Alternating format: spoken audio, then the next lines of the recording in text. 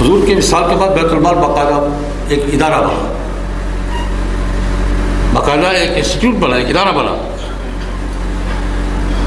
اس کی ایک آدھ جھلکی عرض کروں گا۔ BCO ہیں مثال کے طور پہ امیر المومنین حضرت عمر بن الخطاب رضی اللہ تعالیٰ عنہ، جن کو بیت المال کا معمار کہا جاتا ہے، اور جن کو آج کی دنیا بھی ویلفیئر اسٹیٹ کا بانی کہتی ہے، جو آج کی دنیا اور آج کے عالمی دانش کے نزدیک بھی ویلفیئر اسٹیٹ کا سمبل ہے، جن کو آج بھی آئیڈیل مانا جاتا ہے۔ اتنی بھی ایک بات سے اندازہ کر لیں کہ مغربی ملکوں میں جو ویلفیئر سوشل بینیفٹس کا سسٹم ہے اس کی بیس حضرت عمر ہے، اور ناروے میں تو اس کو کہا ہی عمر لا جاتا ہے۔ ناروے کے دستور میں سوشل بینیفٹس کا جو سسٹم ہے، وظیفے دینا بچوں کو، معذوروں کو، کفالت کرنا، اس کا نام ہی عمر لا ہے، اور جو بچوں کو وظیفہ دیا جاتا ہے اس کو عمر الاؤنس ہے۔ حضرت عمر آج کی دنیا کے نزدیک بھی ویلفیئر اسٹیٹ کی بنیاد رکھنے والے ہیں اور ویلفیئر اسٹیٹ کا آئیڈیل اور سمبل ہیں۔ ایک دو جھلکیاں عرض کروں۔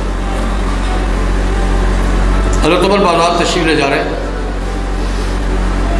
دیکھا کرتے تھے کیا ہو رہا ہے ابھی، کیا وہ آنکھیں بند کر کے نہیں گزرا کرتے تھے، آنکھیں کھول کے ارد گرد دیکھتے تھے، یہاں کیا ہو رہا ہے، وہاں کیا ہو رہا ہے۔ ایک بوڑھے بابے کو دیکھا، کمزور سا آدمی، بوڑھا ہے، ضعیف ہے، اور دکانوں سے مانگتا پھر رہا، اس سے مانگا، اس سے مانگا، اس سے مانگا۔ کھڑے ہو گئے، دو چار ساتھی ساتھ تھے، کیا جملہ فرمائیے، حضرت عمر نہیں کہہ سکتے یار یہ کیا، یہ بات بابا مانگ کیوں رہا؟ ہم نے اپنے نظام میں کوئی ایسا خلا نہیں رہنے دیا کہ کسی کو کسی سے مانگنے کی ضرورت پڑے۔ ہمارے بیت المال کے نظام میں کوئی ایسا جھول نہیں ہے کہ کسی کو کسی کے سامنے ہاتھ پھیلانے کی ضرورت پڑے۔ یہ بابا کیوں مانگ رہا؟ بلاؤ اس کو، کون ہے؟ بولا بابا کون ہو؟ یہ میں یہودی ہوں۔ کہاں رہتے ہو؟ بلا جگہ رہتا ہوں۔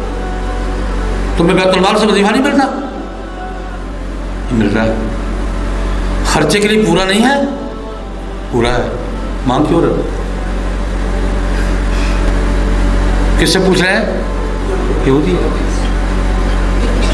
تمہیں بیت المال سے وظیفہ نہیں ملتا؟ یہ ملتا ہے۔ تمہارا خرچے کے لیے کافی نہیں ہے؟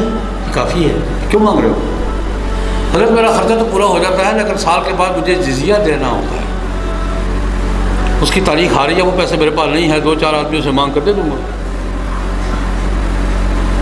میرے پاس نہیں ہے اس کے پیسے جو میں نے سال میں حکومت کو اپنا ٹیکس کا جزیہ جسے کہتے دینا ہے، وہ میرے پاس نہیں ہے، تاریخ ہفتہ رہ گیا ہے، اب میرے پاس پیسے نہیں، دو چار آدمیوں سے مانگ کر وہ دے دوں گا، باقی میرا کام ٹھیک چل رہا ہے، وظیفہ ملتا ہے، خرچہ ہو جاتا ہے۔ حضرت عمر نے ساتھیوں سے کہا، کیا جملہ کہا، ہمارے دوستو یہ انصاف کی بات نہیں ہے کہ یہ جوانی میں کما کر ہمیں دے اور ہم کھائیں، اور بڑھاپے میں سے لوگوں کے دروازوں پر ہاتھ پھیلانے کے لیے چھوڑ دیں۔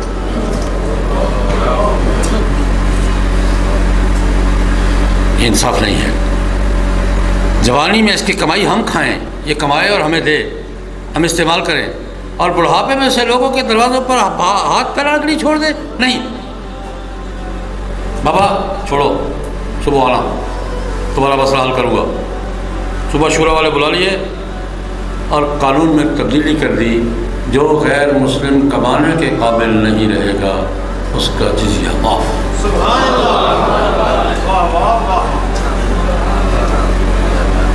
جو کمانے کی پوزیشن میں نہیں ہے، جو کماتا ہے اس سے لیں گے، جو نہیں کما سکتا اس کا جزیہ معاف۔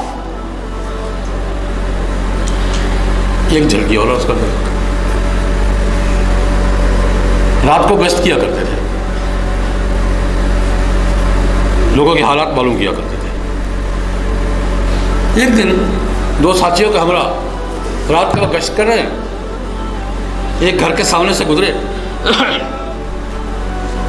اندر سے معصوم بچے کے رونے کی آواز ہے۔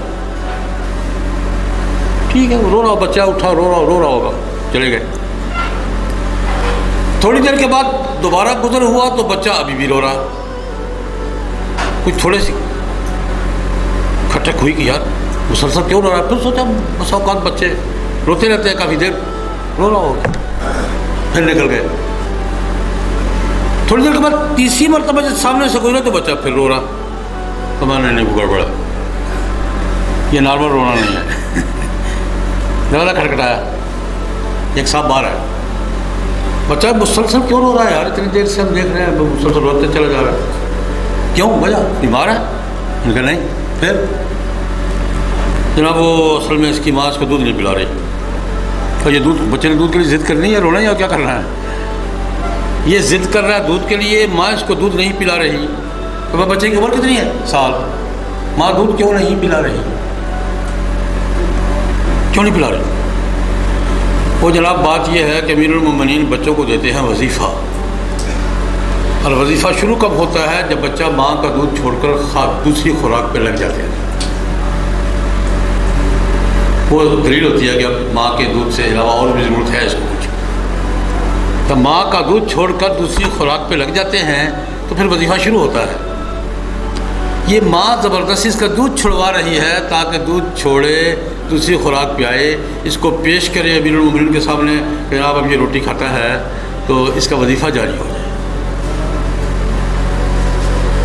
حضرت عمر رضی اللہ عنہ نے ساتھ سے اپنے سے خطاب کر کے کہا, عمر تم نے کتنے معصوم بچوں کو رلایا. اپنے سے خطاب کر, عمر تم نے کتنے معصوم بچوں کو رلایا ہوگا. اس گھر والے سے کہا صبح آنا, ماں کو دودھ پلایا اس کے وظیفہ جاری ہو جائے گا, صبح آنا میرے پاس. صبح قانون بدل دیا, بچے کے دودھ چھوڑنے پر نہیں, بچے کی پیدائش پر وظیفہ شروع.